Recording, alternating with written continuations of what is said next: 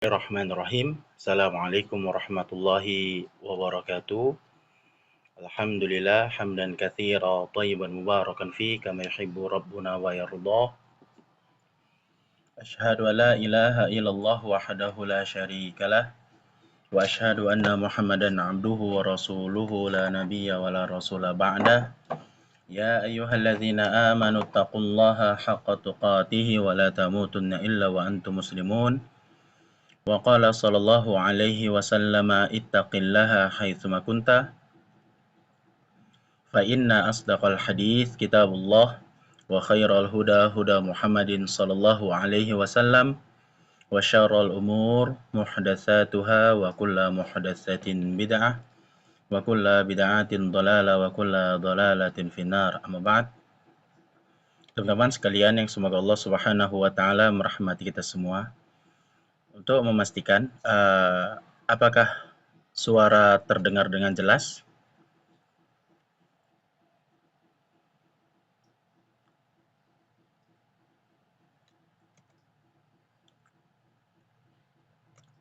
Apakah suara terdengar dengan jelas?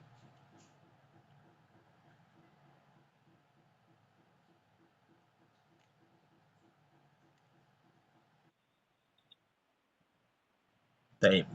Nah, kita akan memulai pembahasan dari apa yang telah kita sampaikan ya, tentang bagaimana memengaruhi akal anak. Ya. Tapi sebelum menjawab dari pertanyaan dari bagaimana ini, ada satu pertanyaan penting, gitu ya. Kenapa, gitu ya? Kenapa kita harus mempengaruhi akal anak? Gitu. Ternyata, ya, tatkala seorang anak yang dia tidak dapat merespon ataupun menggunakan akalnya dengan baik dalam hal-hal positif, maka dari hal ini mereka cenderung pada melakukan perkara-perkara yang negatif, ya. Seperti halnya bisa kalau nanti mereka itu bersosial, ya, bakalan melakukan perbuatan negatif, baik itu melalui verbal, ya, dari ucapan ataupun dari perbuatan mereka. Yang mana dia khawatirkan kalau hal ini terus-menerus dibiarkan berkembang sampai di usia-usianya, sampai usia remaja, kemudian sampai dewasa, inilah tadi yang akan memberikan efek negatif terutama di keluarga, masyarakat secara luas, ya. Kalau dia pun berinteraksi di sekolah, dikhawatirkan ia akan melakukan perbuatan yang namanya saat ini yang kita kenal dengan bullying, ya. Karena bullying dia ada bentuknya verbal maupun non-verbal, ya, baik itu ucapan maupun dari perbuatan.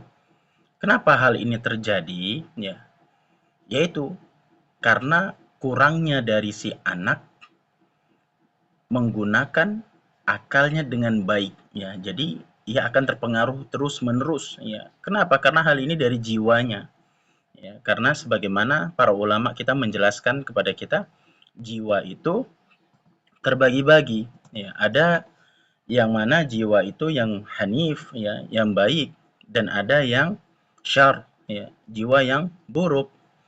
Sebagaimana di muqaddimah kita, ya, kan kita memohon perlindungan kepada Allah Subhanahu wa taala agar kiranya Allah melindungi kita dari buruknya jiwa kita dan buruknya perbuatan kita, ya.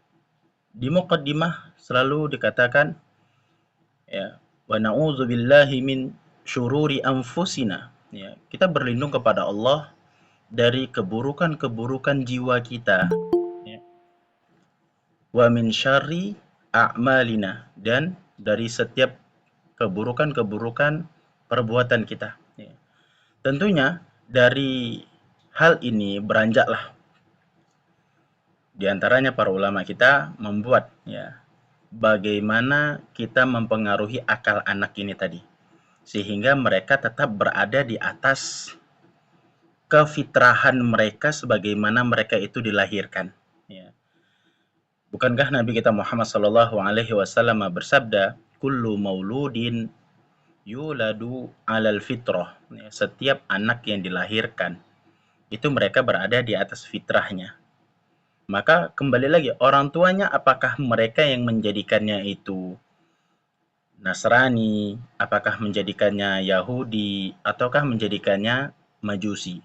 Ya, tentunya yang disebutkan oleh Nabi ini hanya sebatas contoh, ya, bukan pembatasan terhadap penyimpangan-penyimpangan. Ya, tapi di sini Nabi membuat contoh saja. Ya. Kenapa?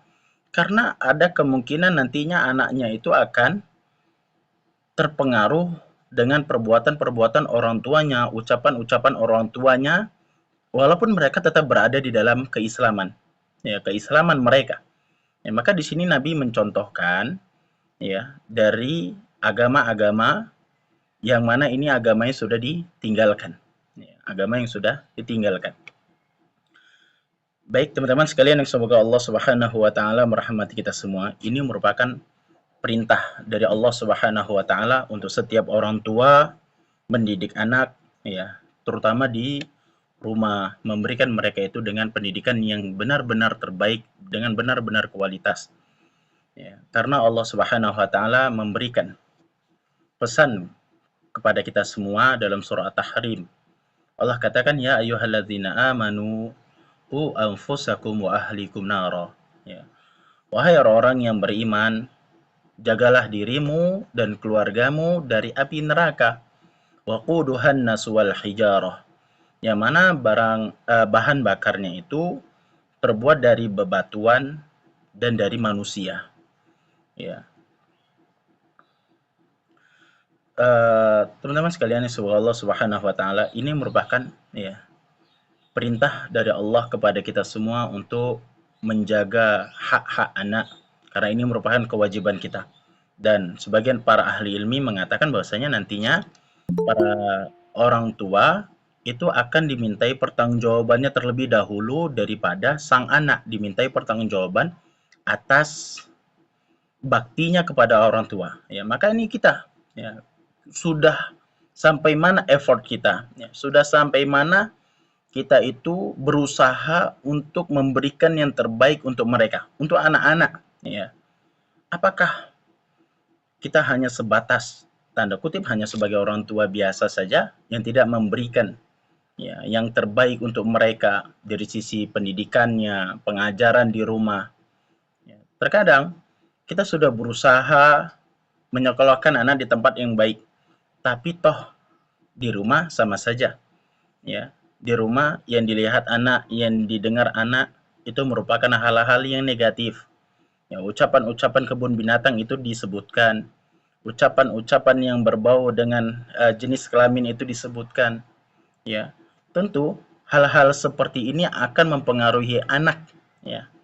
Baik, dari mukaddimah yang telah kita sebutkan tadi, kita masuk kepada bagaimana mempengaruhi akal anak, ya. Syekh Dr. Muhammad Nur Abdul Hafiz Aswaid, ya, beliau dalam kitabnya Tarbiyatu Atfal, ya, metode pendidikan anak, ya, dalam hal ini menyebutkan beberapa perkara, ya, sangat-sangat penting dalam mempengaruhi akal anak. Yang pertama, beliau menyebutkan menceritakan kisah-kisah. Nah, ternyata menceritakan kisah-kisah kepada mereka ini memainkan peranan yang begitu penting, ya, memberikan peranan yang begitu penting dalam menarik perhatian anak dan membangun pola pikir mereka. Kisah menempati peringkat pertama sebagai landasan asasi metode pemikiran yang memberikan dampak positif pada akal anak. Karena hal ini sangat mereka sukai, ya. Kita banyak menemukan kisah-kisah kenabian yang ditujukan kepada anak-anak. Maka dapat kita saksikan bersama-sama, pun bahkan kita mengalami tatkala kita dulu masih kecil, kita tuh diajari sama orang tua kita untuk tidak berbohong. Ya nggak boleh kita tuh berbohong. Tapi yang disampaikan sama orang tua kita itu kisah apa? Nah, kisahnya Pinocchio. Ini contoh sederhana. Kisah Pinocchio yang disampaikan oleh orang tua kita.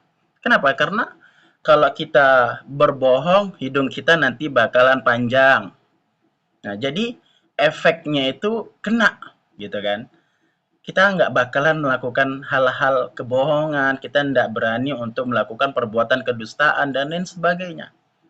Nah, gitu juga ya dalam kisah-kisah lainnya ya, yang mana terbayang, terbenak di dalam pikiran kita tatkala kita masih kecil mendengarkan kisah-kisah tersebut. Wah, ternyata begini dan begitu ya.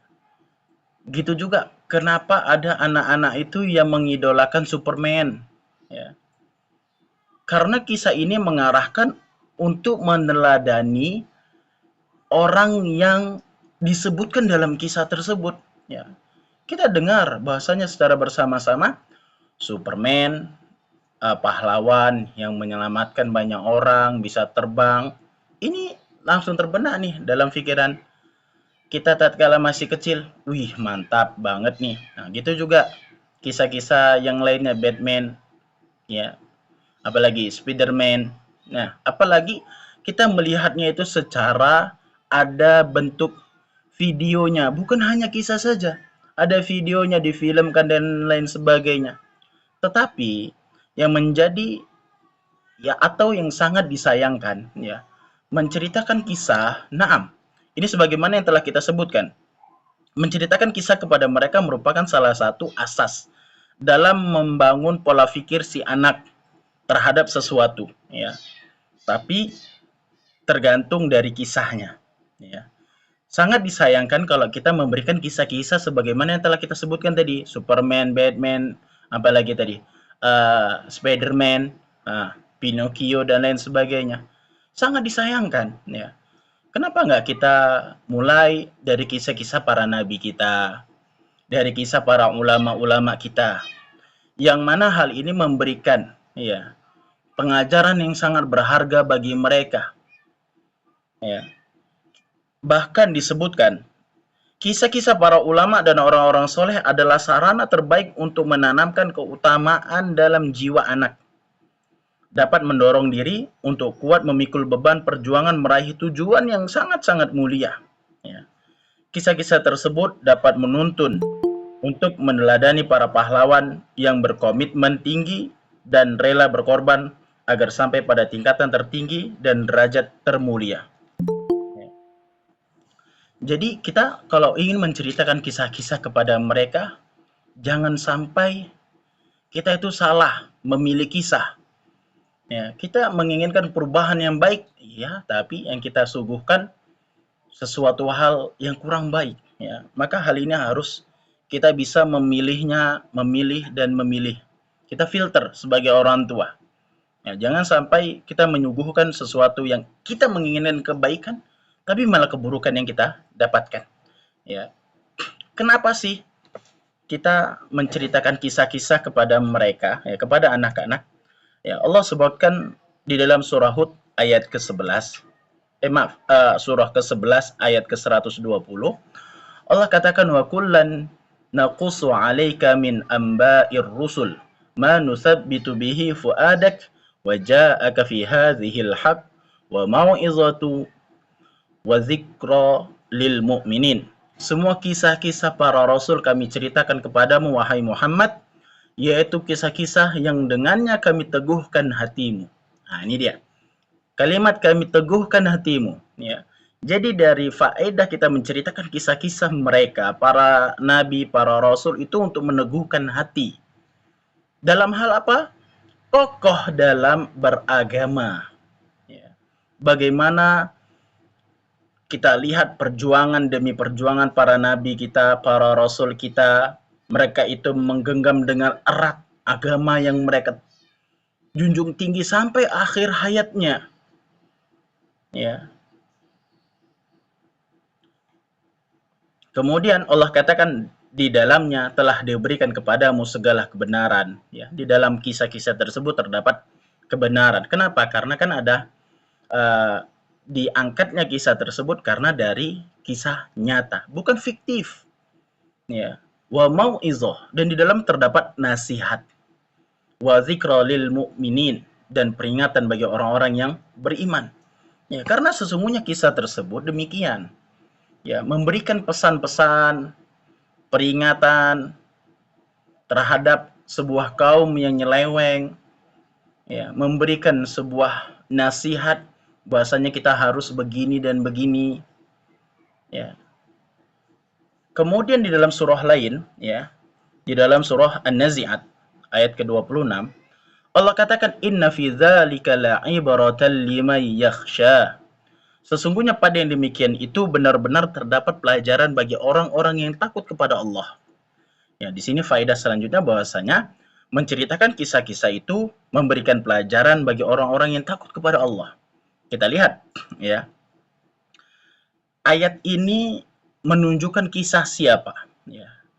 Ibnu Katsir dalam tafsirnya beliau menyebutkan, ya, ayat ini kembali kepada ayat ke-15 dalam surah An-Nazi'at. Ya.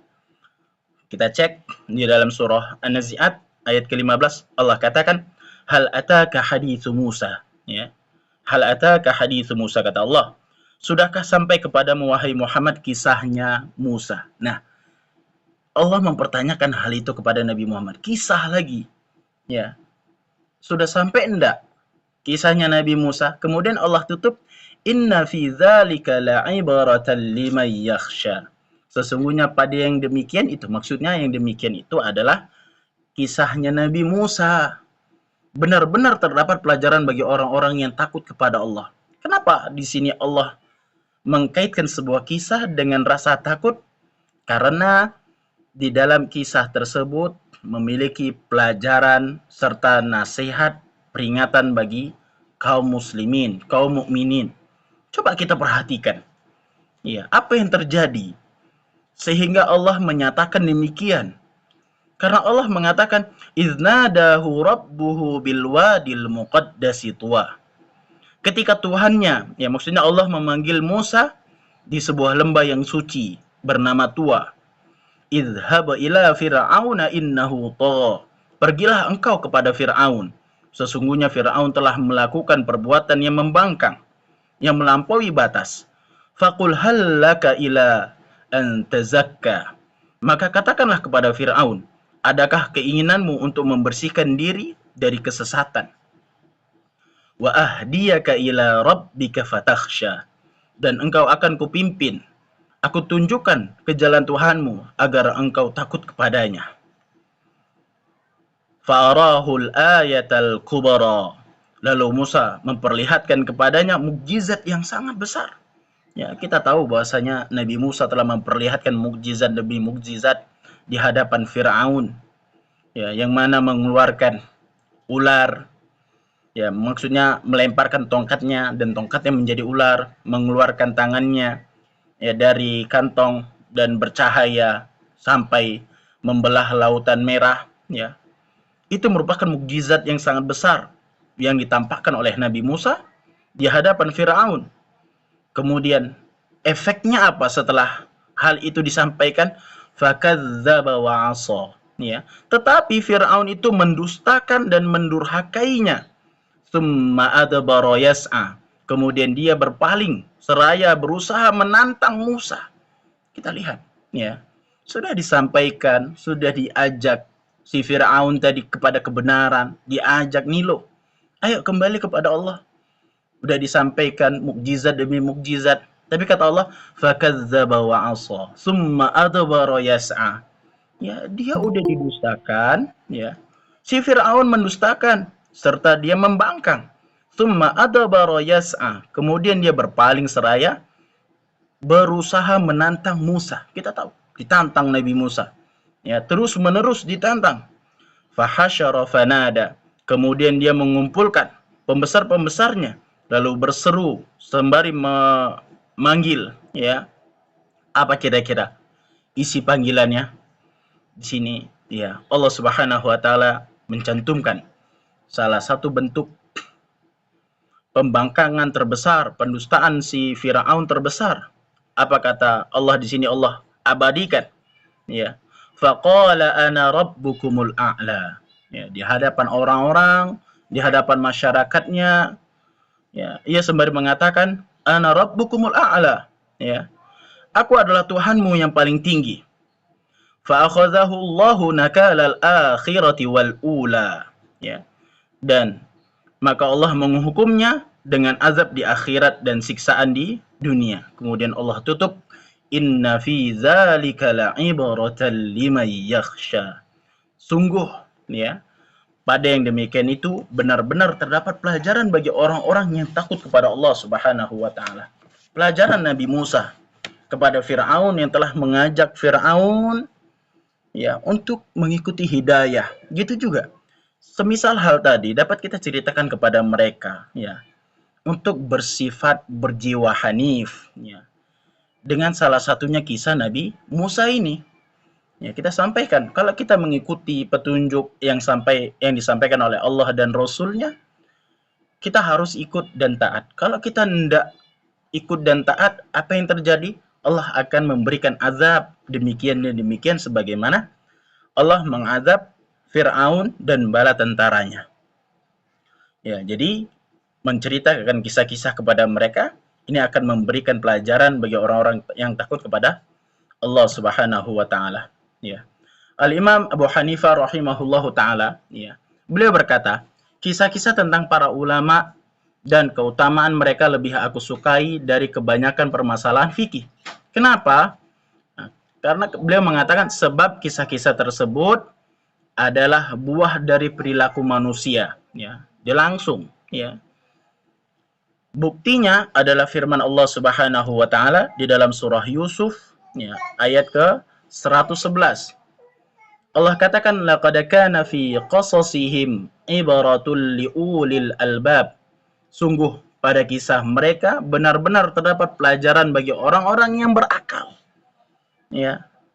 Pelajaran bagi orang-orang yang berakal sehat. Karena kita telah melihat, ya, kejadian demi kejadian itu dari historis, dari sejarah.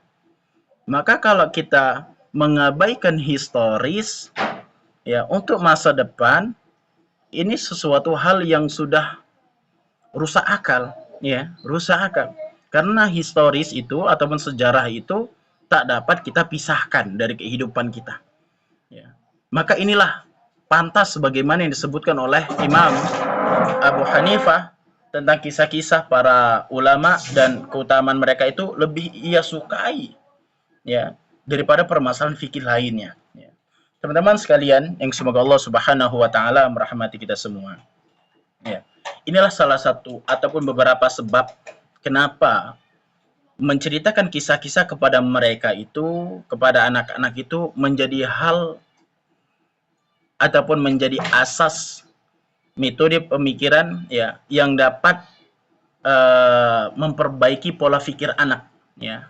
Kita sering bercerita kepada mereka, intinya kepada cerita yang dapat mengarahkan mereka itu untuk meneladani, peneladanan, ya, terutama lagi dalam peneladanan Nabi kita Muhammad Sallallahu Alaihi Wasallam, ya, itu merupakan hal-hal yang sangat penting kita sampaikan kepada mereka.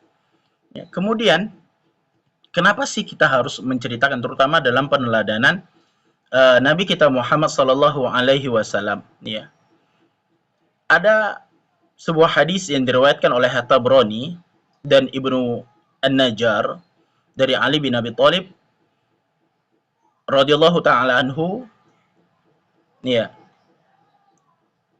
Dalam sabdanya Nabi kita mengatakan addibu auladakum ala salasi khisal. Ya.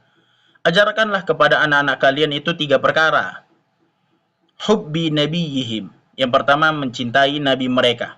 Yang kedua wa hubbi ali baitihi, mencintai keluarga beliau.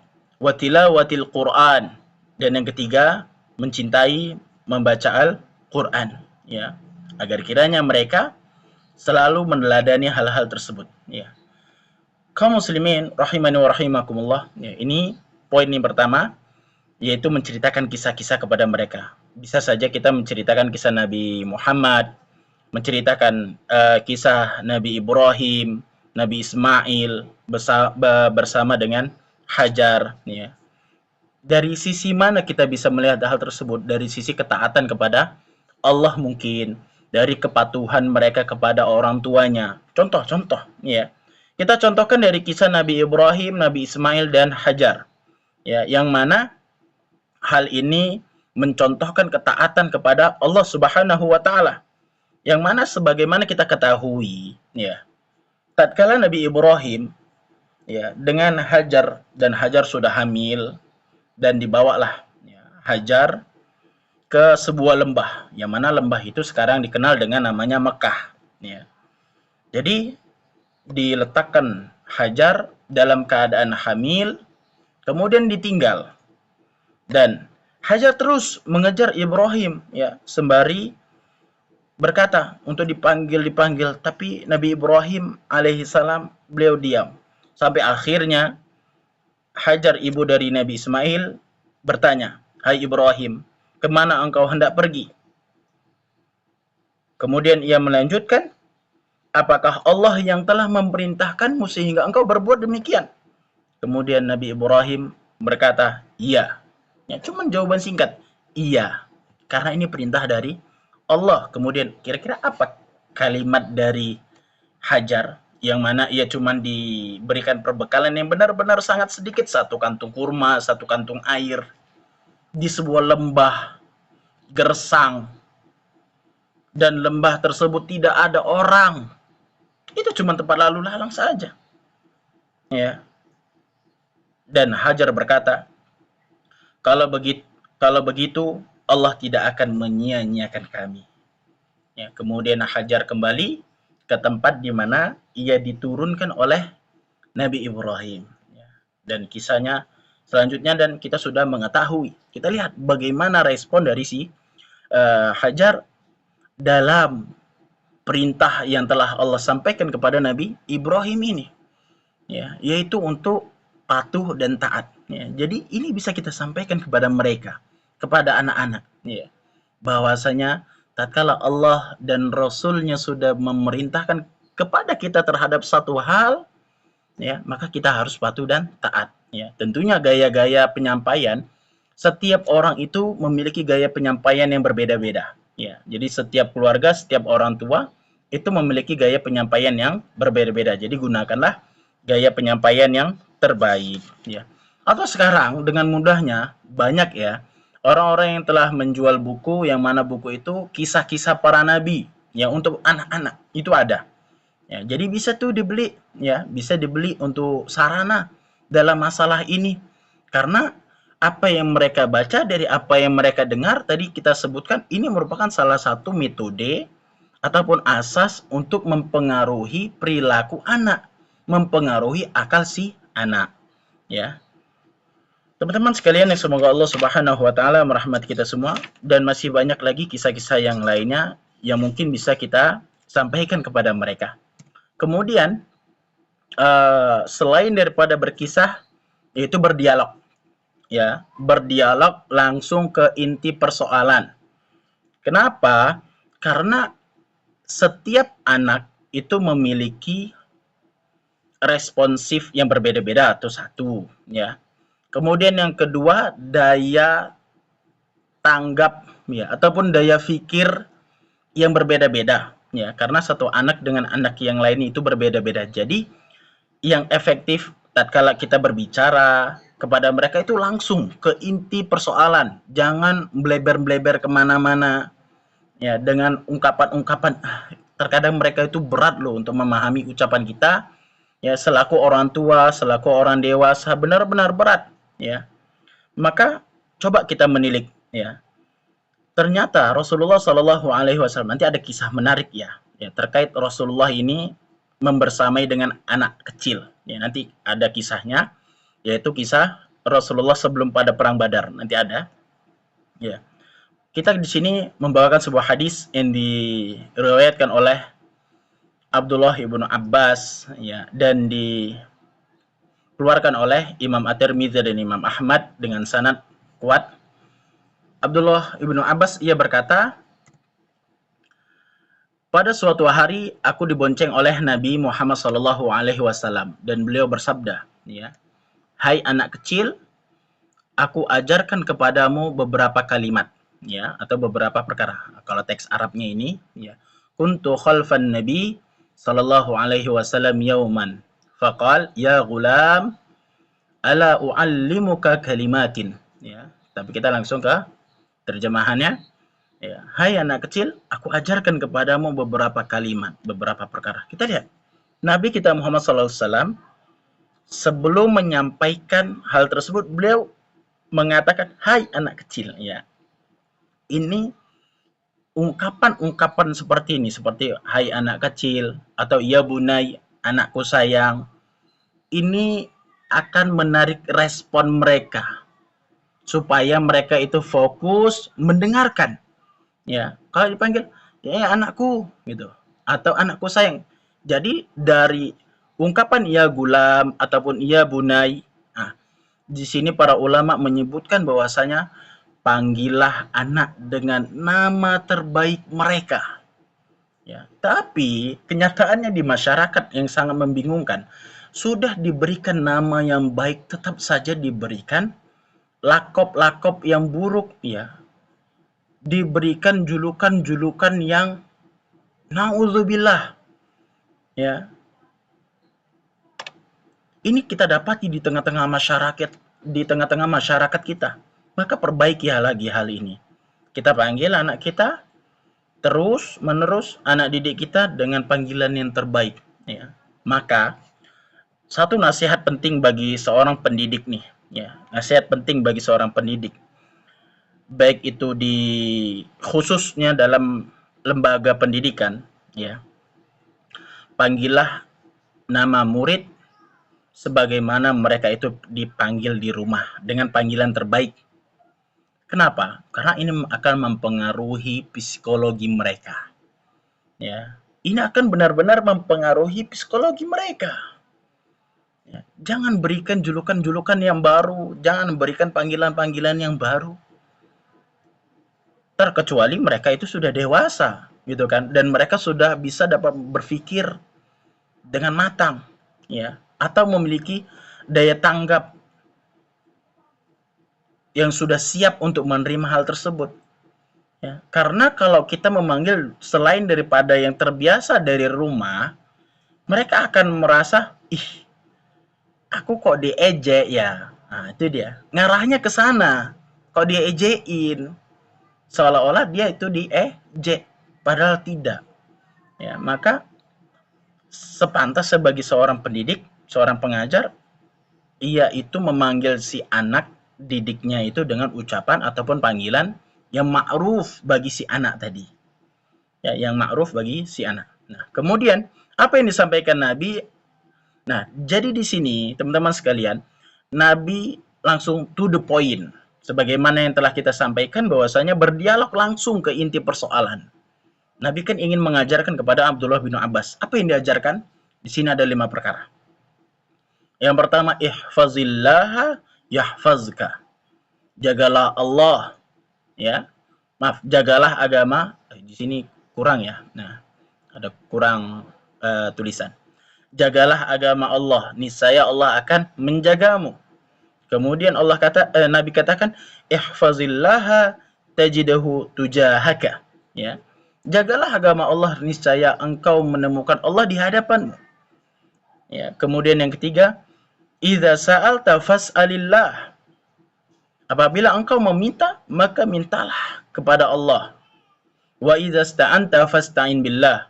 Apabila engkau memohon pertolongan, maka mohonlah kepada Allah. Ya. Dan kemudian yang keempat, wa'lam annal ummata law ijtama'at ala ay yanfa'uk bi syai'in lam yanfa'uka illa bi syai'in qad kataballahu laka. Law ijtama'u ala ay yadurruka bi syai'in lam yadurruka bi syai'in qad katabahu Allahu 'alaik.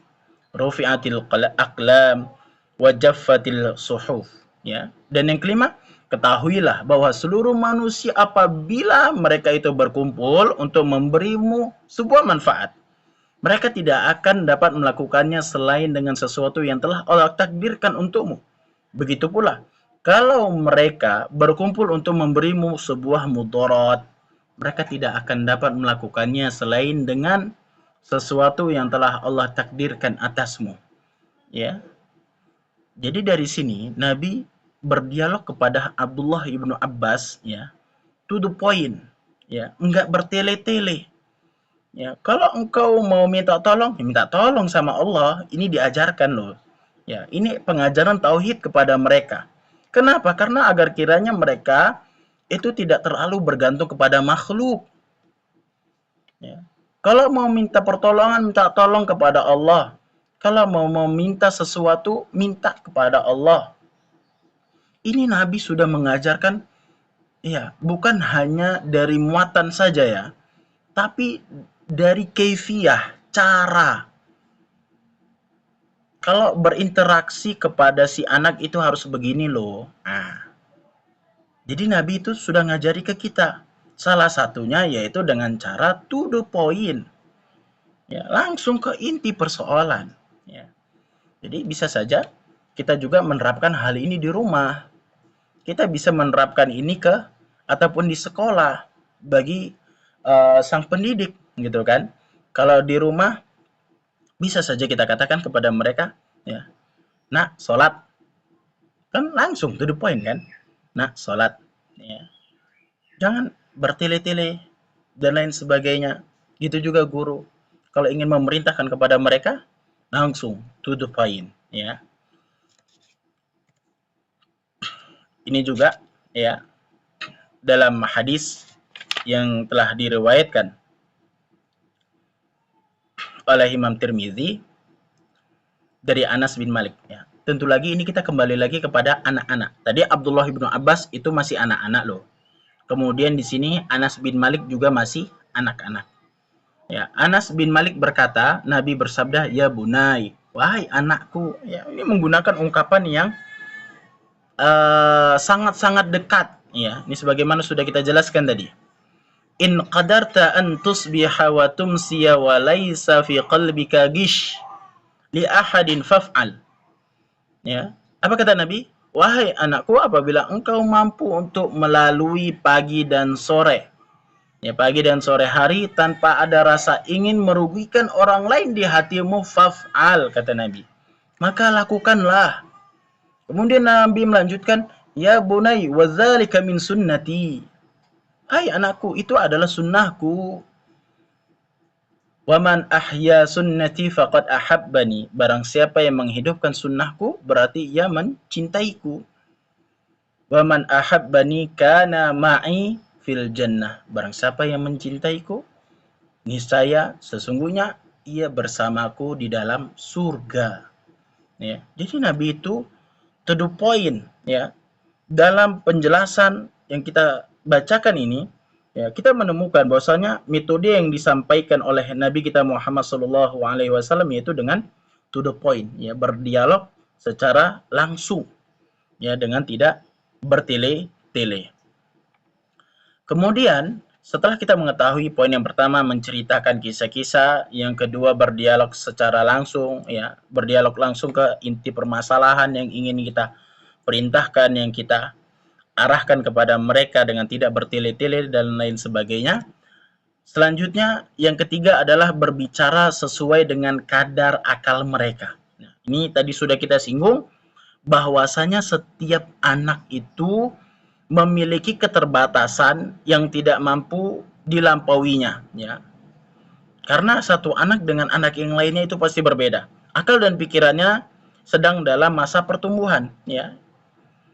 Pengetahuan kedua orang tua dan guru tentang tingkatan pertumbuhan akal anak ini harus ataupun setidaknya harus benar-benar diketahui. Kenapa? Karena di sini sering terjadi kekeliruan, ya. Ngebandingi abang sama adiknya. Sering ngebandingin adik kelas sama abang kelas. Kenapa? Ya. Nanti sering terucap ke anak, ih, kenapa sih kamu nggak bisa, abang aja bisa, gitu kan. ih kenapa sih kamu nggak bisa, adik aja tuh bisa. Hati-hati gitu kan. Karena setiap akal yang dimiliki setiap anak itu berbeda-beda daya tangkapnya.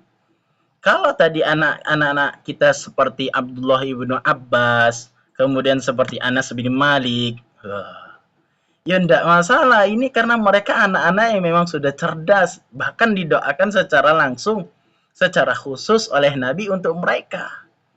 Ya, maka kesadaran ini, ya garis bawah ini tadi, itu harus tertanam dalam hati kita, benak kita sebagai seorang pendidik, baik itu orang tua maupun di sekolah. Ya, kita harus tahu, ternyata kadar akal anak itu berbeda-beda satu dengan yang lainnya. Maka kita ketahui nanti tatkala di sekolah, di lokal, nanti ada aja tuh murid yang cepat paham, dan ada anak yang nolanya banget ya. Ditengokinya papan tulis.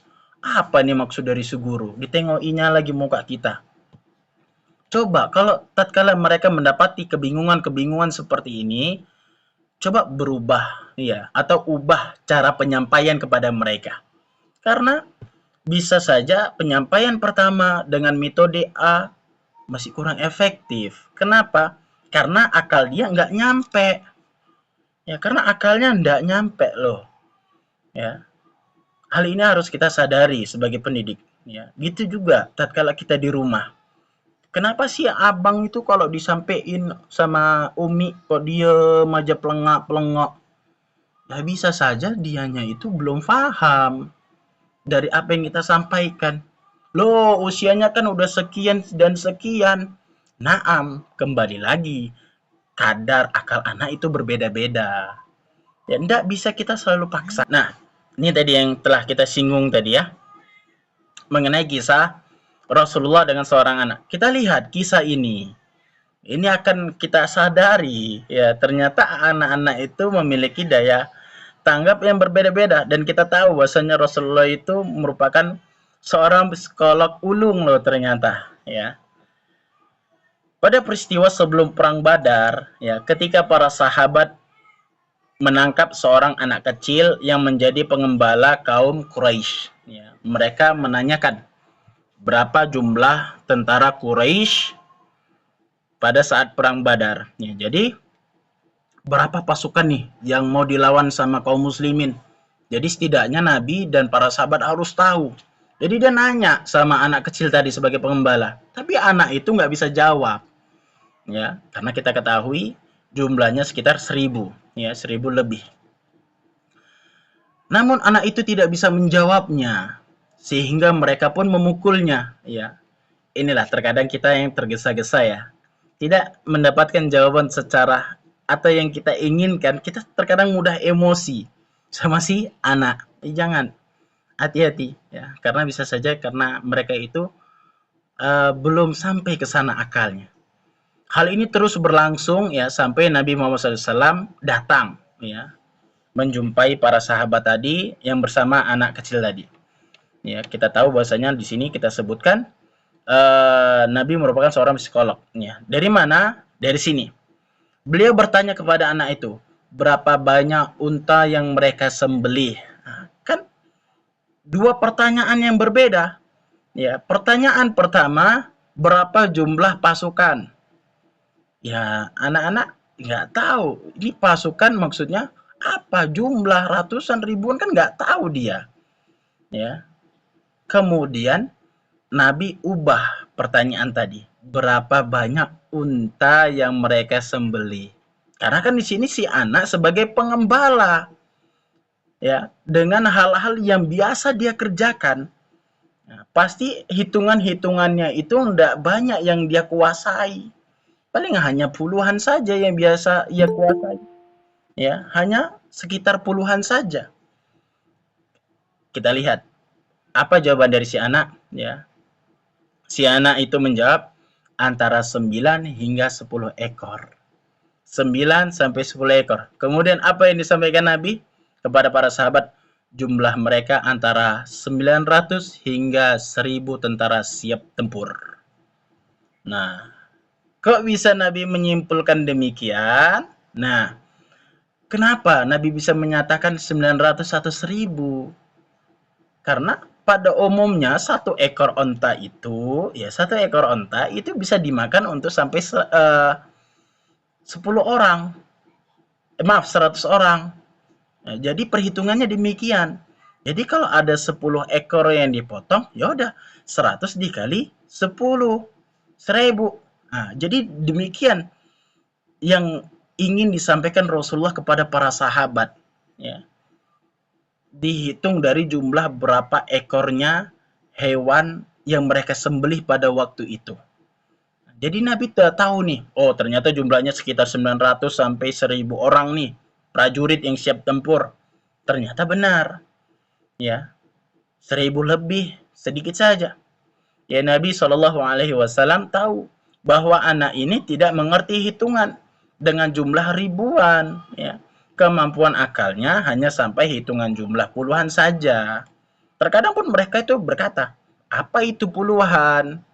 Puluhan unta yang mudah dihitung oleh setiap anak kecil, dan itu sudah cukup besar menurut mereka, ya. Walaupun si anak tadi merupakan seorang pengembala. Maka tatkala kita berdialog kepada mereka, kita sesuaikan dengan kadar akal mereka. Kebiasaan-kebiasaan mereka itu pun setidaknya kita ketahui tipis-tipis. Kita sebagai orang tua masa sih enggak tahu, mustahil gitu kan. Nah, karena kita yang paling banyak waktu menghabiskan waktu dengan mereka, ya. Jadi setidaknya kita yang paling paham mengenai hal ini. Jadi kita sampaikan, ternyata kadar akal anak kita tuh, oh ternyata si abang dia ndak paham-paham karena kitanya yang menggunakan bahasa yang sangat-sangat tinggi. Gitu juga dalam medan dakwah, ya, dalam medan dakwah bukan masalah ranah anak-anak. Dalam medan dakwah kita kalau mau berdakwah pun melihat situasi, melihat siapa yang ingin kita dakwahi.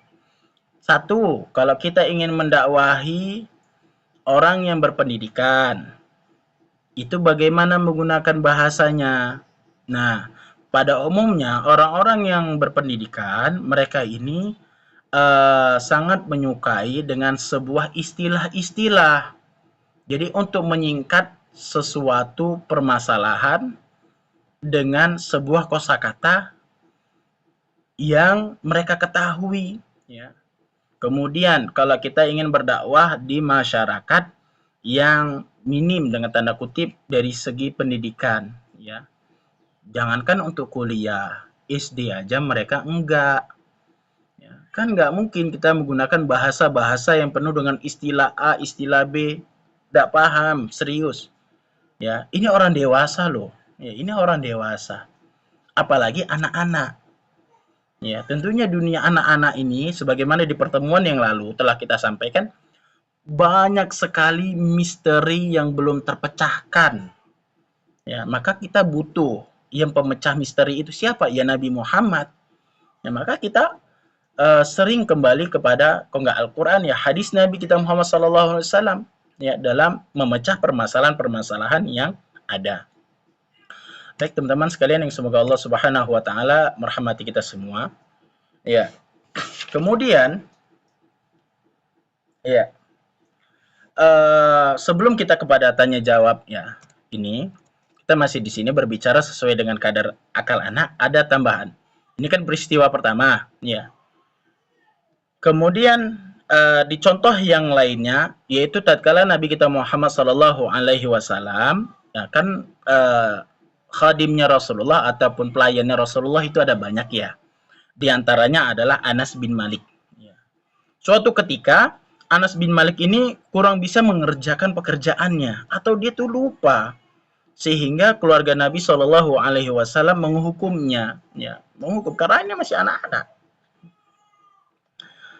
Kemudian Rasulullah SAW mengetahui batas kemampuan seorang anak. Ya, jadi udah tahu nih, ternyata batasnya dari Anas bin Malik itu seperti ini ternyata.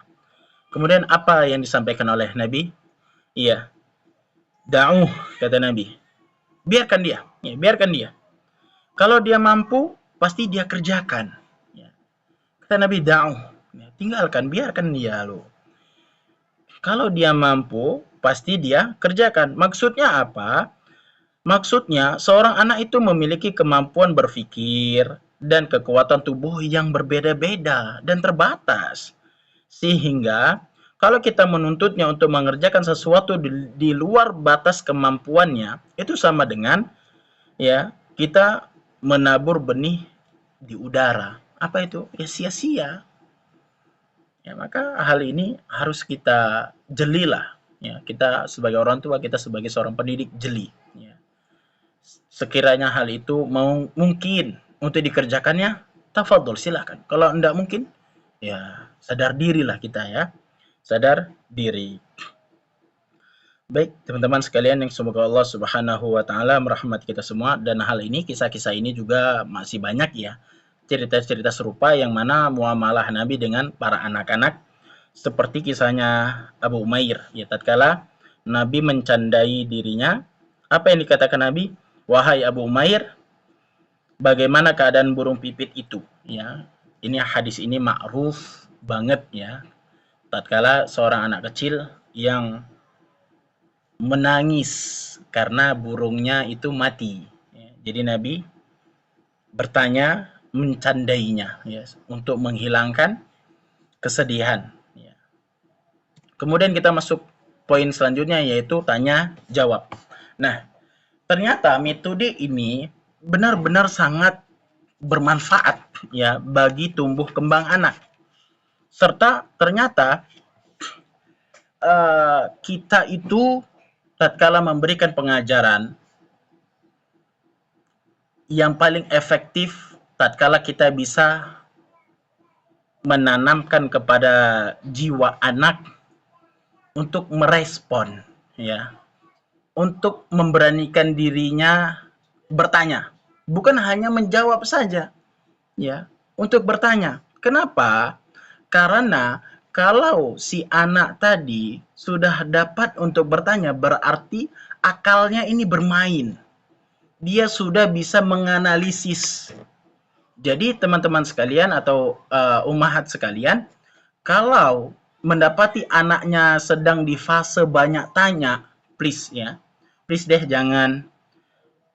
Adik pun nanya-nanya terus, Umi capek loh, jangan please ya. Kenapa? Karena ini fase si anak tadi sedang berusaha menganalisis sesuatu. Ya, menganalisis sesuatu, kenapa ini begini, kenapa ini begitu. Ya. Ini sedang mengelola daya akalnya. Jadi kalau Umi sekalian membatasi, cut ya, batasi, ya udah. Ya, jadi anak itu tadi sulit untuk berkembang dari segi pemikiran. Ya, maka sangat-sangat disayangkan ya, di dunia pendidikan sekarang itu kurang. Ya, kita katakan kurang ya. Kita katakan kurang untuk berdiskusi, berdialog. Ya, kenapa? Karena si anak dalam tumbuh kembang akalnya tadi itu sudah menciut ya, sudah mengecil, nggak berani, nggak ada mentalnya. Kenapa? Karena daya analisisnya itu kurang. Ya, karena daya analisisnya itu kurang. Maka berbahagialah kalau dapat anak murid yang banyak tanya. Ini daya analisisnya ini kuat. Ya, maka kita sebagai pendidik harus sabar-sabar. Ya, kita harus sabar-sabar menjawab pertanyaan demi pertanyaan mereka. Sembari kita arahkan. Ya, sembari kita arahkan mereka terhadap konsep-konsep yang mana pemikiran tersebut dibenarkan atau tidak dibenarkan. Karena ya pasti tentunya mereka nanti akan mempertanyakan dengan hal-hal ya tanda kutip tidak dibenarkan pertanyaan tersebut. Ya. Jadi kita memberikan hal tersebut konsep-konsep tersebut kepada mereka ya. Nanti apalagi tatkala kita ingin menyampaikan kepada mereka tentang keimanan kepada Allah, keimanan kepada Nabi, pasti ada saja pertanyaan. Allah itu kayak mana, Umi? Apa nggak pening kita gitu kan? untuk menjawabnya. Allah itu di mana Umi dan lain sebagainya. Intinya bersabar. Ya, dengan pertanyaan-pertanyaan yang mungkin saja itu di luar nalar kita sebagai orang tua. Kok bisa ini anak mempertanyakan hal tersebut? Nah, ketahuilah, maka tatkala si anak tadi bertanya dengan hal-hal yang di luar nalar kita, itu merupakan bentuk analisis dari akalnya. Ya, jadi jangan anti dengan apa yang telah mereka tanyakan kepada kita semua. Ya, ini sebagaimana yang telah kita sebutkan tadi, kisah di poin ketiga tentang Rasulullah tanya jawab.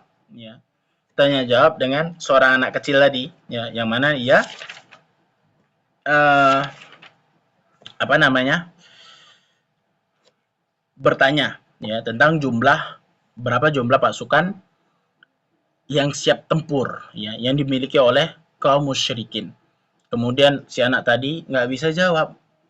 Nah, kemudian Nabi ganti pertanyaannya, berapa jumlah onta yang mereka sembelih. Nah, di sini kan si anak tadi sudah mulai menganalisis. Menganalisisnya gimana? Dia kan berusaha menghitung, gitu kan. Tadi dibawanya ada berapa ya ontanya? Kemudian sisanya berapa ya? Kan di situ bentuk analisisnya. Oh, ternyata begini begini. Jadilah disebut nih sama si anak kecil. Kira-kira 9 atau 10 ekor onta yang disembelih oleh mereka. Dan sini Nabi sudah mengetahui jawabannya. Ternyata pasukan orang-orang Quraisy di perang Badar nantinya itu sekitar 900 sampai 1000 pasukan, ya. Maka teman-teman sekalian, yang semoga Allah Subhanahu wa taala merahmati kita semua, ya, kembali lagi tatkala hal ini, ya, dialog-dialog ini, versi tanya jawab telah kita lakukan kepada anak-anak kita, anak-anak didik kita, maka janganlah kita itu mengungkapkan rasa jenuh, ya, dengan hal-hal tersebut. Nggak apa-apa. Walaupun hal itu berulang-ulang. Kenapa? Karena sejatinya mereka sedang menganalisis. Ya. Mereka sedang menganalisis pertanyaan sebelumnya untuk membentuk keyakinan kembali. Ya. Jangan marahi mereka, jangan. Ya. Kok pertanyaannya begitu-begitu saja? Intinya kita sampaikan kepada mereka ataupun kita arahkan kepada mereka bagaimana mengkonsep pola pikir tadi. Kemudian yang kelima, melatih mereka ataupun ini yang terakhir, melatih anak dengan beraktivitas, ya. Karena beraktivitas ataupun kita ajak mereka untuk melakukan kegiatan-kegiatan itu akan merangsang daya akal mereka. Oh, ternyata aku tuh harus begini, aku tuh harus begini loh.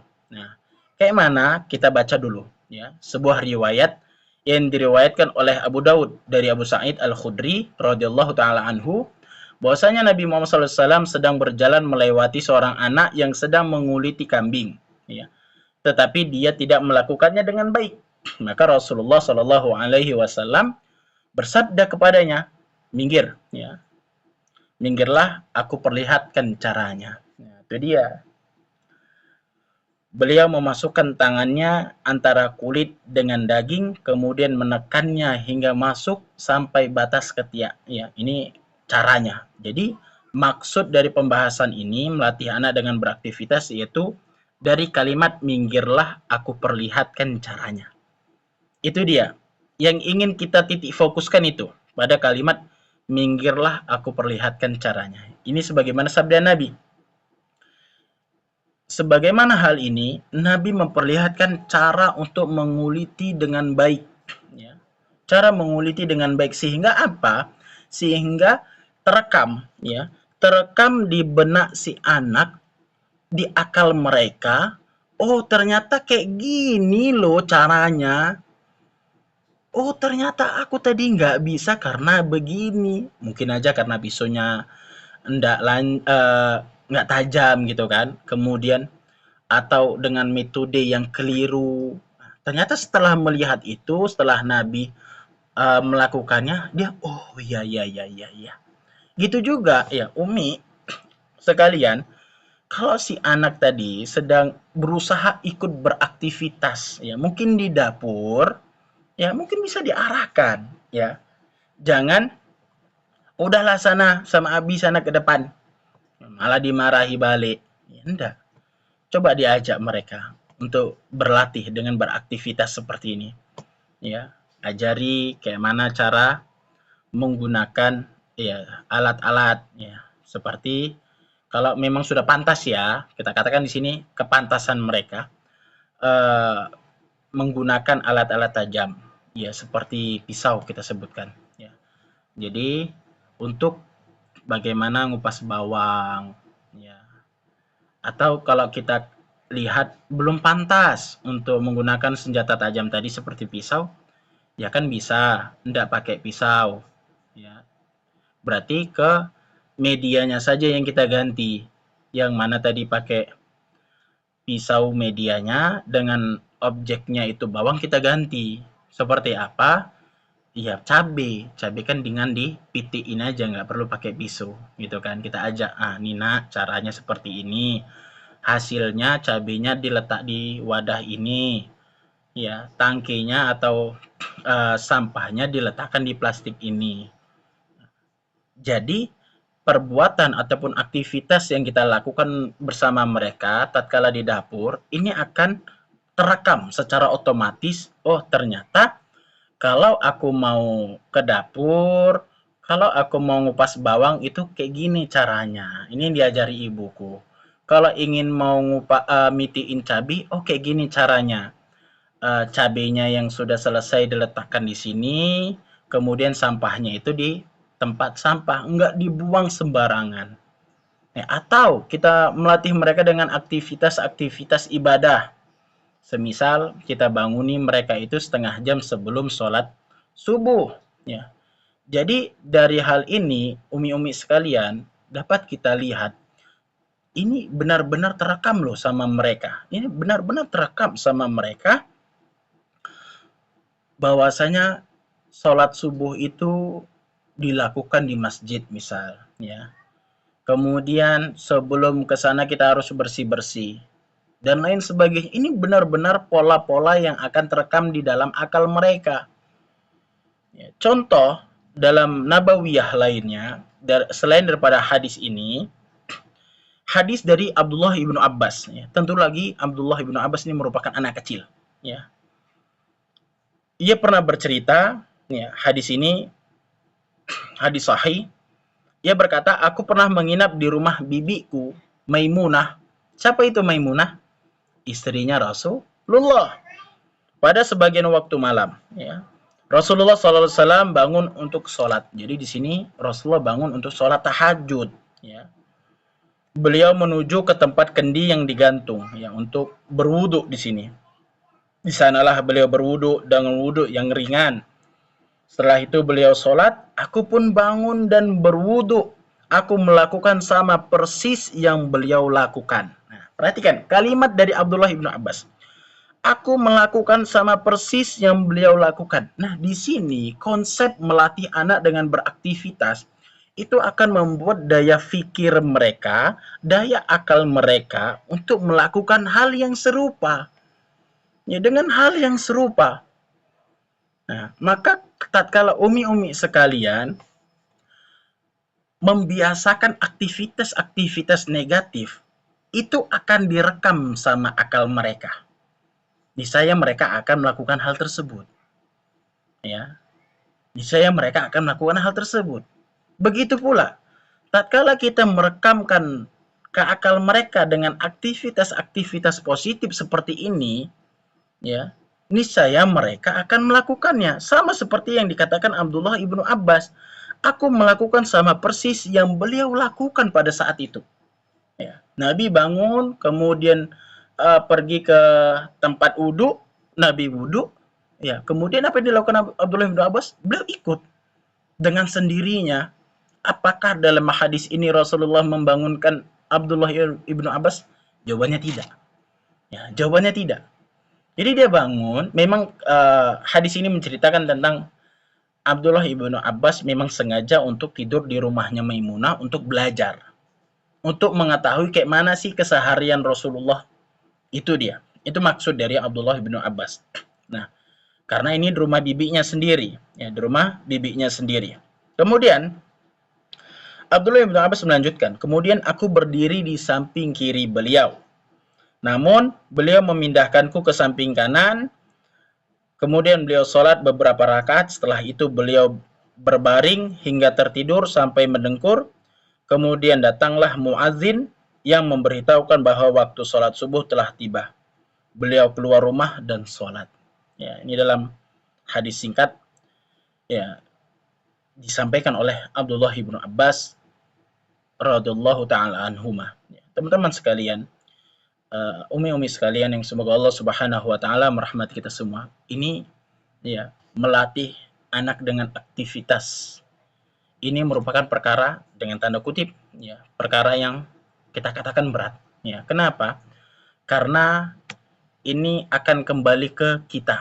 Ya, bagaimana kita memilihkan atau memberikan aktivitas tadi kepada si anak. Apakah kita di rumah sudah memberikan aktivitas-aktivitas yang terbaik kepada mereka? Atau sebaliknya, gitu kan? Contoh sederhana, sekarang yang mungkin, ya, atau mungkin dilakukan oleh kebanyakan orang tua. Apa itu? Kebanyakan main HP di depan mereka. Ya, kebanyakan main HP di depan mereka. Boleh enggak untuk main HP? Gitu kan? Tafadhol, sesuai dengan kebutuhan. Jangan pula kita tunjukkan kepada mereka itu dengan sesuatu hal yang tidak penting dan tidak berguna. Seperti apa? Nengok reels, menghabiskan waktu, menit demi menit, jam demi jam. Ini kita sadari, ya. Bahkan anak kita ikut juga ngelendot, ya, nengok reels bareng. Nauzubillah. Ya. Pola ini akan terikuti oleh mereka. Ya, kalau kita sudah melakukannya, tolong, ya, ini dirubah. Ya, karena ini pola negatif. Ya.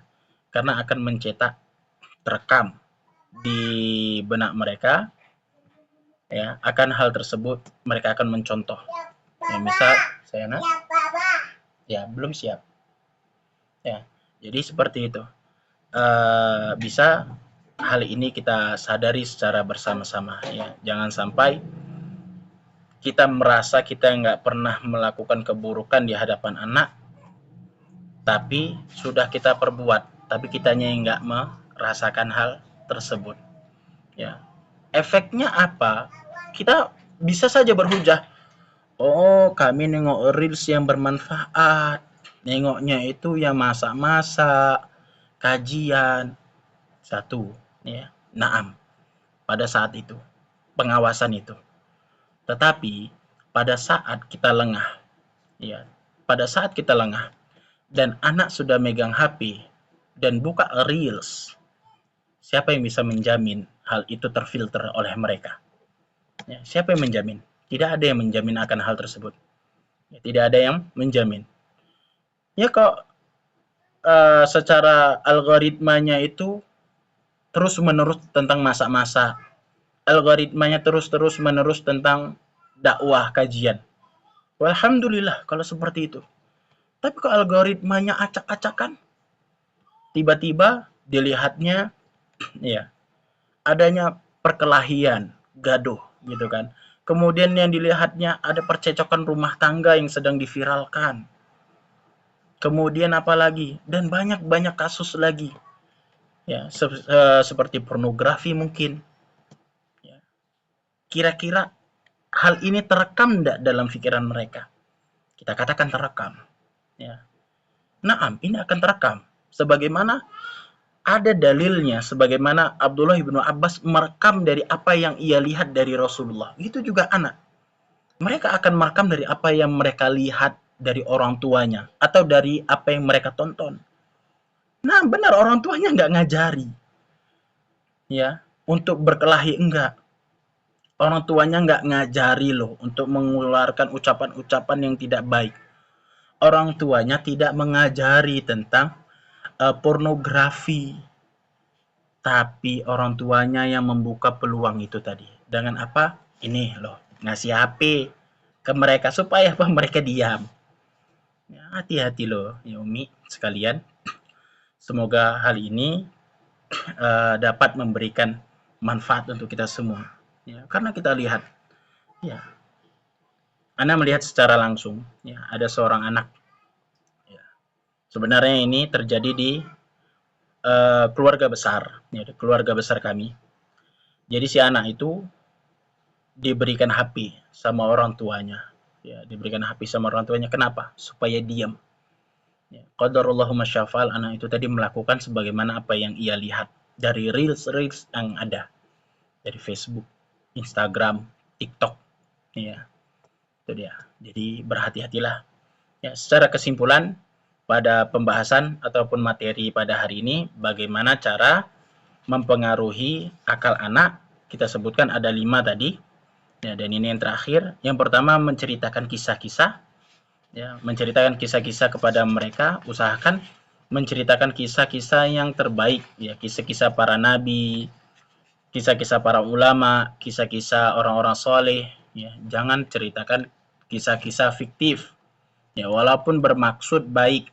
Ya, walaupun bermaksud baik. Usahakan cerita yang memang real adanya. Ya, usahakan jauhkan cerita-cerita fiktif.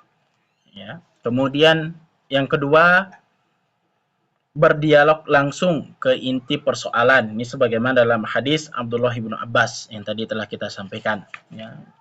Kemudian berbicara sesuai dengan kadar akal anak.